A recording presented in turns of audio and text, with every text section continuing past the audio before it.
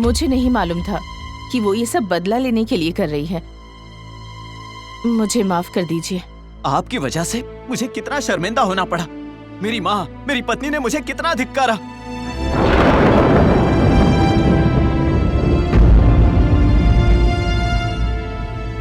मेरी माँ ने तो मेरा चेहरा देखने से मना कर दिया, सिर्फ और सिर्फ आपकी वजह से।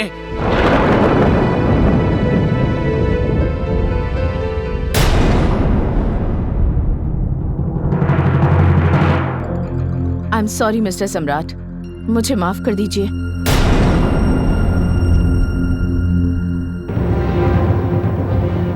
भाई साहब, मैंने हमेशा आपको गलत समझा, लेकिन आज मेरे लिए आपने जो किया है, मैं उसका एहसान कभी नहीं चुका पाऊंगा। मेरी तो दुनिया ही खत्म हो चुकी थी, आपने उसे फिर से बचा लिया। सम्राट, हमने जो कुछ भी किया है अपनी बहन की गृहस्थी बचाने के लिए किया है। हम चाहेंगे कि आप लोग इस डॉक्टर को भी माफ कर दें, क्योंकि शालू ने इसको पैसे वैसे का लालच देकर अपने जाल में फंसा लिया था।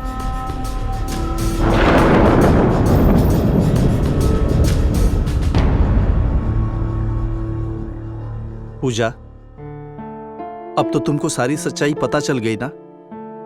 अब हमको लगता है कि तुमको सम्राट को माफ करके उसके साथ चले जाना चाहिए।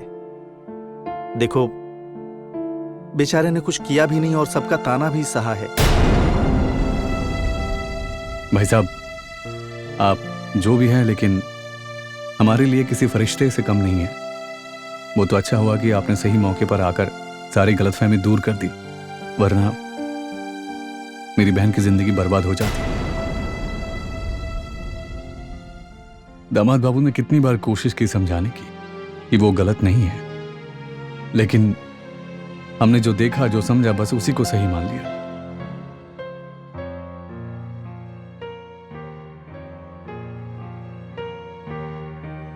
मुझे आप माफ कर दीजिए दामाद बाबू। किसी को माफी मांगने की जरूरत नहीं है। जो कुछ भी हुआ है उसमें मैं किसी को दोष नहीं दे सकता। मेरे मन में तो सिर्फ एक ही टीस है कि मेरी पत्नी पूजा, जिसे मैं जान से ज्यादा चाहता था, उसने एक बार भी मेरी बात पर विश्वास नहीं किया।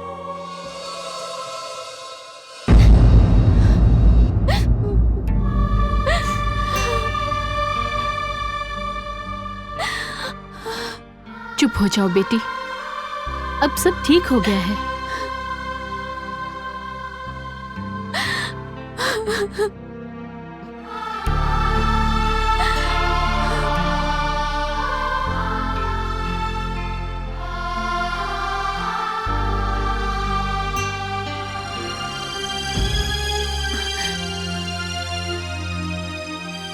कहाँ रह गए थे आप?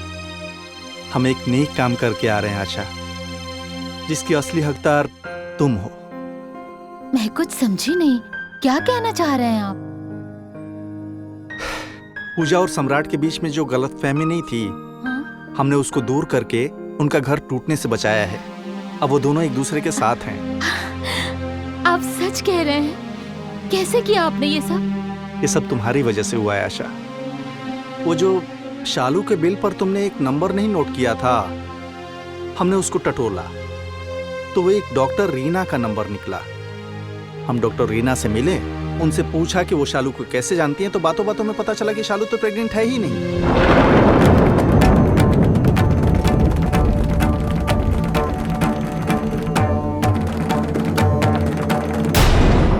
शालू ने डॉक्टर को पैसे देकर झूठ बोलने के लिए कहा था।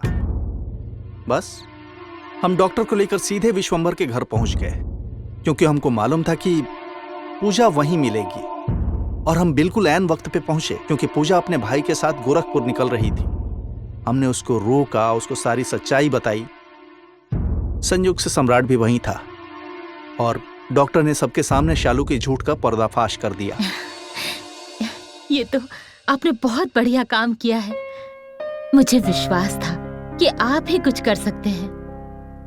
आप ही पूजा की गृहस्थी उजड़ने से बचा सकते हैं। आपने सच में बहुत नेक काम किया है। हाँ आशा, सम्राट और पूजा को एक साथ जोड़कर बड़ा सुकून मिल रहा है। ऐसा लग रहा है कि सालों से दिल पर एक बहुत बड़ा बोझ था, वो उतर गया। अब देखो ना, कभी हमने गुंडा और माफिया बनने के लिए एक बिल्डर के कहने पर एक गृहस्थी उजाड़ी थी। आज इस गृहस्थी को जोड़कर ऐसा लग रहा है कि हमने उस गलती का प्रायश्चित कर लिया। आशा, लेकिन अब शालू का क्या होगा? शालू तो फिर से अकेली हो जाएगी। अब हमें शालू के बारे में भी सोचना चाहिए। खबरदार जो तुमने उसका नाम दोबारा लिया। देखो, हम अच्छे मूड में हैं, इसका मतलब ये नहीं है कि हम शालू की बात करेंगे। शालू को अपनी गलती की सजा भुगतने दो। हमको उससे अभी भी कोई रिश्ता नहीं रखना है, समझी?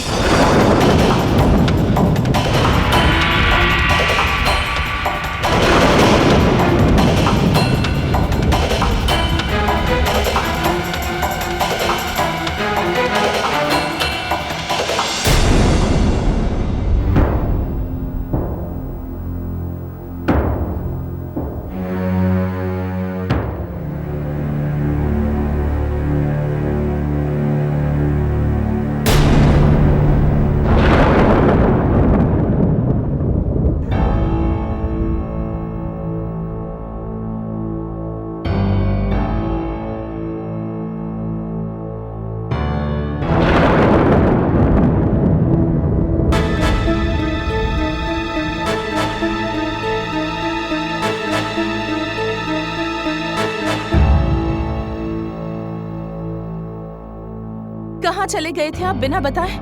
पता है, मैं चिंता के मारे पूरी रात भर सो भी नहीं सकी। आपका फोन भी नहीं लग रहा था। मैं पता कैसे करती? एक फोन तो करना चाहिए था ना आपको। ये भी नहीं सोचा कि घर पर मेरी पत्नी कितनी चिंतित हो रही होगी। आप पूजा को लाने गए थे तो बताकर भी जा सकते थे। मैं मना थोड़े ना करती। पूजा का भी इस घर पर उतना ही अधिकार है जितना मेरा। आपको अपनी पत्नी को इस तरह तड़पाना नहीं चाहिए था।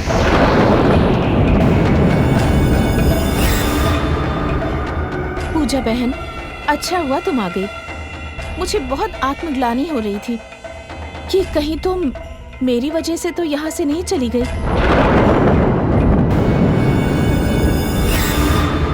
लेकिन अब तुम्हें वापस देखकर मुझे बहुत खुशी हो रही है। मैंने पहले भी कहा था, एक बार फिर कहती हूँ, हम दोनों सौत बनकर नहीं, बहन बनकर रहेंगे। मैं तुम्हें शिकायत का कोई मौका नहीं दूंगी। तुम लोग बैठो, मैं चाय नाश्ता बना कर लाती हूँ। ठहरो।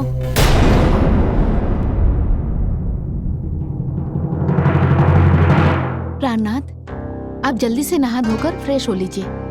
आज मैं आपको अपने हाथों से आपकी मनपसंद खीर बना के खिलाऊंगी।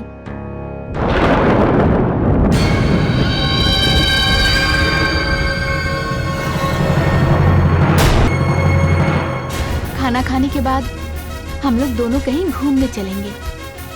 बहुत दिन हो गए, कोई सिनेमा ही नहीं देखा। आज हम लोग दोनों साथ में सिनेमा देखने चलेंगे।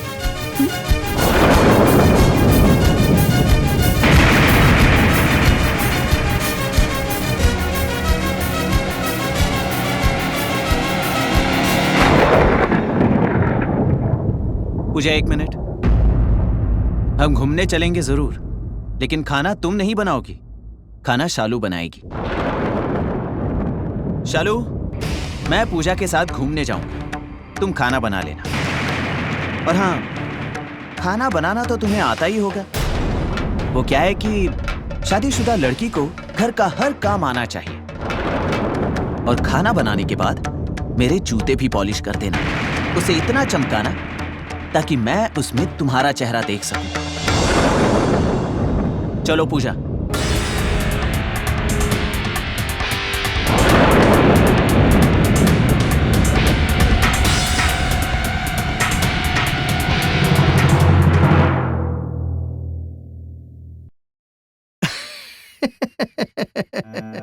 आप लोग भी क्या सोच रहे होंगे?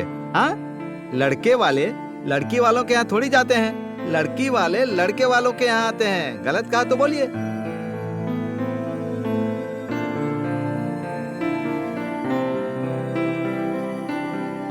विश्वंभर जी, आप बड़े बिल्डर हैं, पता नहीं क्या सोचते होंगे क्या नहीं, लेकिन मैं बहुत सीधा सादा सच्चा इंसान हूं। मन में जरा भी छल कपट नहीं रखता। मैं तो ये मानता हूं कि चाहे लड़की वाले लड़के वाले के यहाँ रिश्ता लेकर जाएं या फिर लड़के वाले लड़की वाले के यहाँ रिश्ता लेकर जाएं, कोई फर्क नहीं पड़ता। आखिर इस रिश्ते से दोनों परिवार जुड़ेंगे, एक नहीं। फिर ये बिना बात का झूठ मूठ का घमंड करने से क्या फायदा? गलत कह रहा हूं तो बोलिए। सतीश जी, सच कहूं तो आपके विचार सुनकर बहुत अच्छा लगा।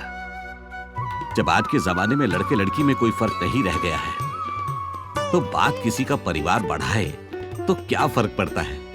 विश्वंभर जी, मेरे घर में भगवान की दया से सारी जरूरत की चीजें हैं, किसी चीज की कमी नहीं है। बस एक चीज छोड़कर, एक सुंदर सुशील संस्कारी बहू को।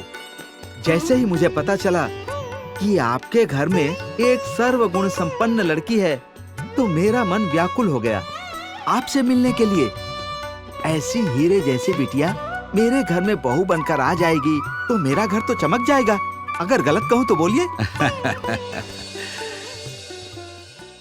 सतीश जी, ये तो आपका बड़प्पन है कि आपने बिना लाग लपेट के सारी बात साफ साफ कह दी। लेकिन अभी हम लोग समझ गया, गलती मेरी ही है। अपना ढोल तो पीटा ही नहीं और आपसे बांसुरी बजाने को कहने लगा।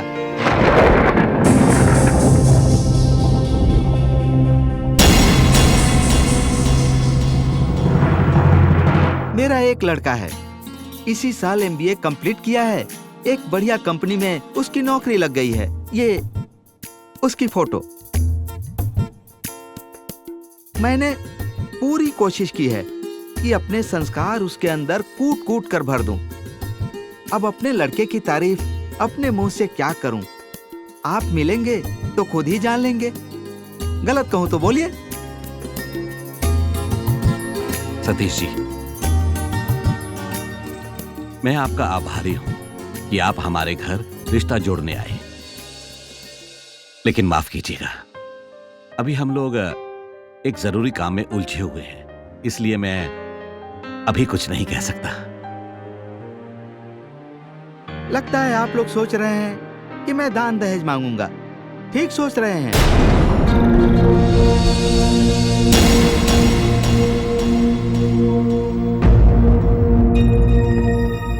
लेकिन सिर्फ कन्यादान और कुछ नहीं।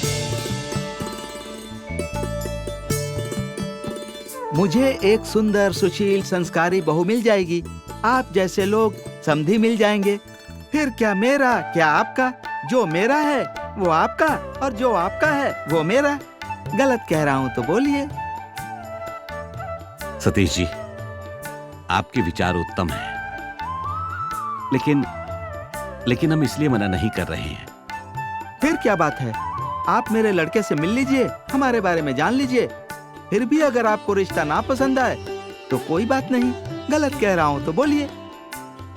सतीश जी, आप हम लोगों को कुछ दिन की मोहलत दे दीजिए। हम घर में राय विचार कर लेंगे, फिर आपको जवाब दे देंगे। यही, बिल्कुल यही होना चाहिए। हमारे घर में भी सबकी राय से ही फैसला लिया जाता है। मैं आपके फोन का इंतजार करूंगा।